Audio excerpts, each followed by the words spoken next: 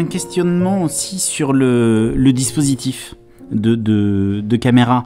Il me semble que c'est un dispositif qui est utilisé sur 10e chambre, avec une caméra sur le juge, une caméra sur la patiente, éventuellement sur l'avocat, mais j'ai l'impression que c'est un plan qui est plus large sur l'avocat pour avoir les réactions du patient, mais qui laisse finalement le temps et la place de la parole de se dérouler. Alors là, j'ai perfectionné mon approche, parce que je me suis dit, là, il y a effectivement, quand on fait une école de cinéma, on vous apprend à faire des gros plans, bien sûr, mais on vous apprend surtout à faire un master shot. C'est le plan, un plan d'ensemble, quoi. Alors là, c'est un bureau souvent, là, en l'occurrence au Vignatier, c'est un bureau assez ingrat. Pas grand-chose d'intéressant. Ça n'avait même pas de l'assise d'une chambre correctionnelle, avec un petit peu comme ça le tribunal un petit peu plus haut, la barre, etc. Puis le bois derrière, enfin tout ça, c'est impressionnant. Là, rien, un bureau. À part que quand même, il y a deux bureaux pour séparer le prévenu du juge, parce que il faut pas que le prévenu puisse toucher le juge. Et derrière le juge, c'était aussi derrière moi, parce que j'étais à côté du juge, il y a une porte ouverte, en cas où, parce que le prévenu, il peut sauter sur le juge et l'étrangler ou je sais pas quoi. Donc voilà, c'est quand même assez violent.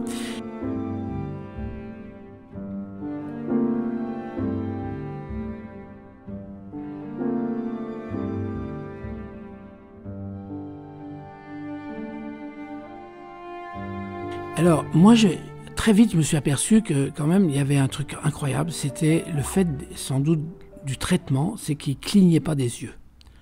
Les gens, ils restent comme ça, certains, en tous les cas, regard fixe. On m'a dit, oui, c'est les traitements, les médicaments qui font ça. Et moi, je me suis dit, là, il faut vraiment 3 caméras. Parce que je sais que la 3e m'avait un peu manqué sur 10e chambre. Donc là, un gros plan sur le juge, un gros plan sur le patient, et quand même un autre plan sur, pas un master shot énorme, mais un plan sur l'avocat quand même, tout ça. Bon, elle tournait toute seule, la 3e sur l'avocat, donc moi je maîtrisais les deux avec des vidéos. Et c'est vrai qu'avec le monteur Simon Jacquet, avec qui on avait déjà fait 10e chambre, avec qui on avait fait la vie moderne, c'est un garçon qui écoute vraiment bien. Tu ne vois pas les coupes. Elles sont incroyables. Tu vois rien. Comme le son, il y avait 14 micros, donc c'est plutôt bien mixé. Et parce que c'est le son qui fait des fois les coupes, hein, bien sûr, on le sait bien. Là, on est loin du reportage avec une caméra et un micro, et puis bon, on n'a pas de plan de coupe. On passe d'un plan à un autre, et puis on voit quoi, tout ça. Et donc là, on voit plus. Mais c'est ça, je pense qu'au montage, il y a quand même une tradition qui est votre habitude et votre formation dans le cinéma direct, et ce que vous racontez de Claude Hudson-Berger qui vous a formé comme ça, tu prends une bobine qui tient 3 minutes et puis tu ne coupes jamais la caméra. Oui, c'est ça, c'est sûr, de ne pas couper, bien sûr.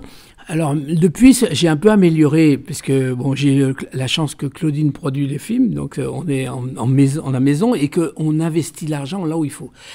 Là, je lui demande toujours des projections. Donc, on ne se met pas loin d'une salle de projection, la salle de montage, et le lundi matin, le mercredi matin, le vendredi matin, on va en projection. On monte les séquences en projection. Parce qu'on est un petit peu, il faut se méfier. Bon, moi j'aime bien l'ordinateur, mais bon, j'aime bien l'ordinateur, mais c'est petit.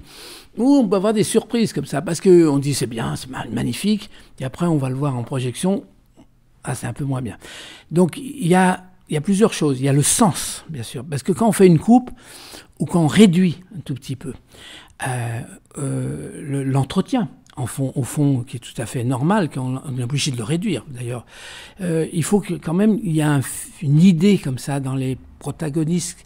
Il faut que ça suive comme ça. On peut pas couper n'importe quoi. On peut pas faire des ellipses comme ça, parce que c'est un peu... Ou alors, il faut l'annoncer comme ça. Donc, c'est sûr que je monte beaucoup en projection. C'est laborieux, mais bon, c'est payant, parce qu'à un moment donné, d'ailleurs, même je vais même plus loin, je prends mon voisin qui est un directeur d'école maternelle, là, et je lui dis, tiens, t'as pas une matinée de libre, je l'emmène, Et bon, c'est vrai que des fois, ils ont des points de vue qui sont... Tu dis, tiens, peut-être que... Je sais que sur ce film, il a été surpris par la violence.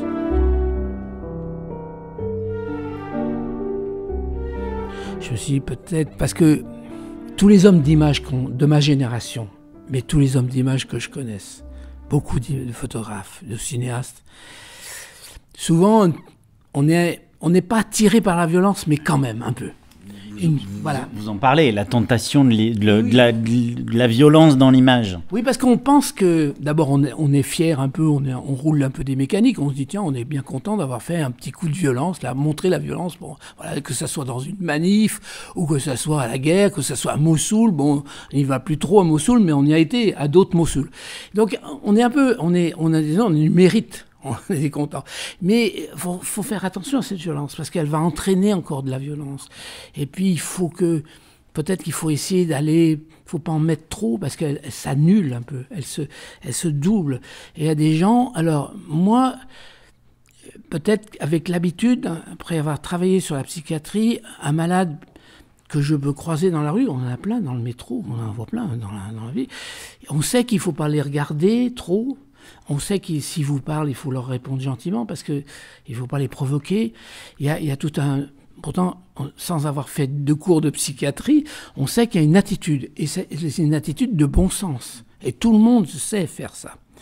Et donc, et je me dis peut-être que c'est plus mystérieux que ça.